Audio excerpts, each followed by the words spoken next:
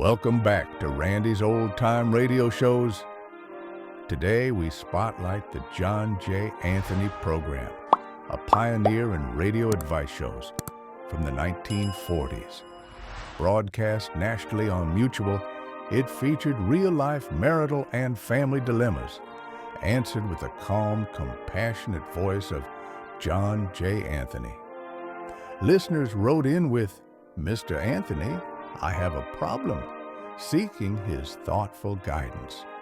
Sit back and enjoy this classic episode from 1945. The John J. Anthony Program comes to you now by transcription. Is the sweetheart you married the husband you expected him to be? Has the war created new problems for you in your marriage? To answer these and other personal problems brought in by your friends and neighbors, ARID presents John J. Anthony, founder of the famed Marital Relations Institute, in a brand new program of daily sessions of kindly and helpful advice. Just as Mr. Anthony, by examples in this studio, is helping thousands of men and women solve their personal problems, ARID, too, is helping thousands to solve the important personal problem of underarm perspiration. ARID helps you avoid perspiration damage to clothes and safeguards friendships. Use ARID every day. It helps stop perspiration safely, and at the same time, ARID is a most effective deodorant. And now your friend and advisor, John J. Anthony, one of America's best-known counselors on human relations. By listening to Mr. Anthony's solution of the problems brought here by these people needing advice, perhaps you too can find happiness and contentment. It is with that thought in mind that these daily sessions were created. Mr. Anthony, are you ready for your first case? Quite ready, George. The first case is that of Miss C.A. All right, Miss, did you say Miss C.H., George? C.A. All right, thank you. Your problem, please. Come in. About 2 years ago, I met and fell in love, and Come in close, please. fell in love, and became deeply involved with a man who had been recently discharged from the Army. After much persuasion on my part, we were married, and we opened a home on my money. Why did you have to persuade him? Didn't he want to get married? He said he's in no position to marry. When you say you became deeply involved, do I gather that to mean that it would have been exceedingly unwise for this man not to marry you? Yes. All right, go on, please. For a while, things ran smoothly, and we got along very well with one another. Uh-huh. And, Oh, come now. Up until the time I expected my baby, he asked me to live with my mother until the baby came. He, too, lived with your mother? No, he left. Just you alone? That's right. He lived at our apartment, and I went to live at my mother's. He lived at your apartment, and you went to reside with your mother. Why? He said that he was afraid to be left alone in the house with me if anything did happen. Well, that's novel at any rate, but go on. Go ahead, Well, please. after I gave birth to my baby, I moved near my mother because I was ill and needed her care. Mm-hmm. And then things were fine again. But then he came and told me that he had become deeply involved with another girl. I see. That couldn't have been a reason that he might have wanted you to live with your mother while he remained at home. I think it was the reason. All right. Go on. And he asked me to move in with my mother. And I did move into my mother. You told me that. Was this the second time that you yes. returned to your mother? After you became involved with this other person? That's right. I see. All right. And when I asked him if he wanted a divorce, he said no, that the girl didn't mean anything to him, that he did want to stay with me and the baby. Mm-hmm. Then after a while, he said that he moved in with me the second time to my mother's. I don't mean to be facetious at all, madam, believe me. I'm not trying to be humorous, but this man used a marriage license to get married, didn't he? He didn't use a commutation ticket. I've heard thousands of these situations. This is the third or fourth time that you changed residence with and without your husband in a period of how long? It was 2 years. It was the second time that I went to my mother with him. Mm-hmm. All right, go on, please. And he said that we moved in there against my advice. I knew that he couldn't live with my mother. Mm-hmm. And then afterwards he told me that he felt very depressed and very unhappy. About what? About living with my mother. I see. All right. And he went back to his mother's house to live, and he still didn't ask me for any divorce. Uh-huh. And then I did a foolish thing. I went to the girl and asked her if she meant anything to my husband and whether or not she wanted to marry him. Mm-hmm. That if she did, would she help me get my divorce? I see. And she told me that she wouldn't, Jim, and wouldn't help me because she felt it was none of her business what my husband and I decided to do. I see. Then I spoke to her father. I thought he might be able to persuade her to see things my way. Mm-hmm. And he said that he didn't care whether or not I dragged his daughter to court because she wasn't any good. That was the father's opinion of his own daughter. Mm-hmm. Now, my problem is this. Shall I wait until he decides whether or not he wants a divorce or wants to come back? Or shall I seek a divorce? I see. In other words, he is, at this particular point in your life, he isn't living with you anymore, huh? Has your husband demanded a divorce, or does he still feel, as he did some time ago, that divorce was a relatively unimportant matter and that he would prefer to remain with you and the child? Now, what's his attitude at this moment? He's asked me to leave him alone until he can decide one way or another. I see. And you'd like me to tell you whether or not I believe you ought to give him that time, or whether or not you ought to get a divorce, huh? Yeah. How old are you? 21. How old is your husband? 23. 23. Well, I'm not going to recommend a divorce. However, I am not going to recommend that you live with him either. You see, you didn't marry a man of 21. You married a grown-up boy of 21. He doesn't understand life. He doesn't know what marriage is. He only married you because very likely you threatened to cause some difficulties in his life. So it was the easiest thing for him to do to marry you. He didn't think at that time that marriage carries with it social, economic, and other responsibilities. These responsibilities he has forgotten all about. Now, I don't think that he's going to awaken to them almost momentarily. He's not that kind of a man. Proof of that is his mode of living since he's married you. He became involved with another young woman. He does want a divorce. He doesn't want a divorce. He does want to live with you. He doesn't want to live with you. He's shuffled you between homes as though you were a chattel rather than a wife. I did say, though, that I don't recommend a divorce. I recommend you're living apart from this man and having him support you and your child until such time as he has become sufficiently mature to know what a home is, what a wife is, and what a child is. Go ahead. Well, he has been sending me $5 a week for the baby. I mean, I haven't taken him to court or anything like that because his mother didn't want me to. She felt that I really did mean something to him and that he would come back eventually. Mm-hmm. Well, wait until that time comes about. And when this prize package that you married, I am not attempting to be sarcastic at all, but this man has an exaggerated opinion of his own value and his own worth, believe me.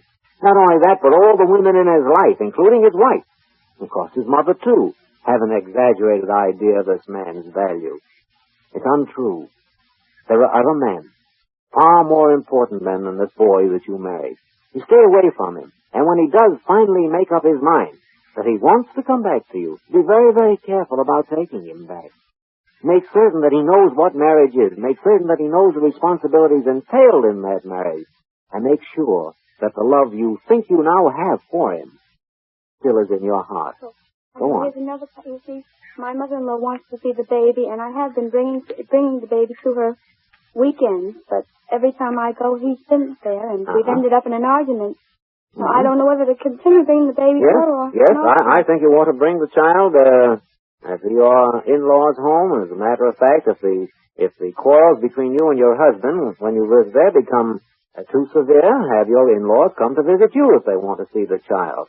Certainly, I would not deny the grandparents the right to see the child. I don't think that concerns your husband. I think it's only a human action on your part. I would do it if I were you. But don't take him back until you're certain that he's the kind of a man you had hoped he would be when you married him. Good luck to you. Friends, I'll take up the next problem in just a moment. But now I want you to listen closely to a problem that concerns all of us. You know, friends, some women just don't... Wait a minute, George. You're always going on about women, telling how they should use Arid and everything. How about men? Well, how about them? Well, I've heard of businessmen in offices who offend with the odor of underarm perspiration, and I've been near them in movies. After all, men are human, too. And you could very easily persuade them to get a jar of Arid if you tell them what an effective deodorant it is. Right. Men, Arid is a snow-white, greaseless, and stainless antiseptic cream that safely helps stop underarm perspiration and odor. And Arid doesn't irritate the skin. It'll keep you from staining your shirt, and it'll keep you from offending others. More men and women use Arid than any other deodorant because it does its job so well. Arid is on sale at drugstores and department stores, and it's very inexpensive insurance for keeping clean and dry. Very nice. So, men and women both, remember to use Arid Cream Deodorant daily. Buy the economical 39-cent jar. That's Arid, A-R-R-I-D. And now, here is Mr. Anthony's next case. Thank you, George. Friends, I have a letter that I'd like to read. It comes to me from Indiana, and it's signed Mrs. G.F. It says I'm a widow and stay at home with my parents who are both old. Father 70, mother 65. I also have a son overseas for the past 18 months who is married and has a 15-month-old baby. 8 months ago, my daughter-in-law came over to the house, and my mother tried to tell her what to do about the running of her business. They had words, and now my daughter-in-law no longer comes to the house. Someone wrote my son about this, and he's terribly hurt to think that they don't speak. I'm good to my parents, also good to my son's wife, and have done everything possible to smooth this over. But my mother and daughter-in-law are both stubborn, and as a result, I'm torn from side to side. My mother is old, and thinks I should take her part. But I can't do that, as I want to be fair with both, and I feel that since my son is overseas, he expects me to stick to his little family. I'd like to have your advice, the writer continues. What do you think it is best for me to do? I want to do the right thing by both of them. Well, madam, a great many people have the same sort of difficulties on occasion. Your difficulties are heightened by the fact that your son happens to be overseas at the moment. I don't think that it's a question of siding with either your mother or your daughter-in-law. As a matter of fact, I don't see why they should quarrel about these things. Your daughter-in-law doesn't live with your mother, and she's going to run her life as she sees fit, and very likely she's not going to take directions from her grandmother. Insofar as you're concerned, I think you ought to be pleasant to both your daughter-in-law and your mother. Now, why either one of these women, the old woman, 65, and the youngster, should demand that you take sides is something that I don't understand. I think you ought to be kind to both. That's the wisest way to do things, and let your daughter-in-law run her life in her own way and not have mother interfere. Good luck to all of you. Friends, I'd like to help all of you listeners as I try to help the people that come here to the studio and those that write to me from all over the country. If you have a personal problem and need understanding and sympathetic guidance, these daily sessions have been created to fulfill that need. I think that we've been successful in helping thousands find greater happiness. Why don't you sit down now and write to me? State your problem in full detail and address it to John J. Anthony in care of the station to which you are now listening. Don't hesitate. I shall keep your name a confidential secret and never reveal your identity. And now here's something you should know about. Waiter! Waiter! Phil, did you ever see such poor service? I'm going to call the manager. Take it easy, Walt. What's mostly wrong is your grout. I'm sorry, Phil, but my digestion is so upset. What you may need for your poor digestion is something that works after nature's own order. Try Carter's Little Liver Pill. Good advice. When your digestion is upset and you feel headachy and irritable, take Carter's Little Liver Pills. You see, each day nature normally produces about 2 pints of a vital digestive juice to help digest your food. If nature fails, your food may remain undigested, leaving you headachy and irritable. To feel cheerful and happy again, take Carter's Little Liver Pills. They increase the flow of this vital digestive juice quickly, often in as little as 30 minutes, and you're on the road to feeling better. Don't depend on artificial aids to counteract indigestion when Carter's Little Liver Pills aid digestion after nature's own order. Take Carter's Little Liver Pills as directed. Get them at any drugstore only 25 cents. Join us tomorrow at this same time when we again present John J. Anthony, one of America's best-known counselors on human relations. George Putnam speaking. Well, folks, that's all for tonight's broadcast here on Randy's Old Time Radio Shows. Now, bringing these golden oldies back to life takes no small amount of time and effort from our good friend Randy, cleaning up the audio, converting the files, and making sure each show has the best audio possible.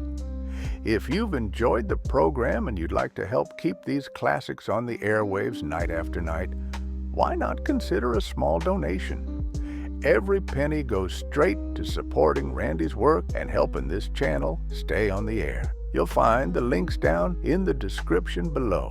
And for those of you kind souls who've already given, Randy tips his fedora to you. Your support truly keeps this old radio spirit alive. Thanks ever so much. And until next time, keep those dials tuned and keep the memories rolling.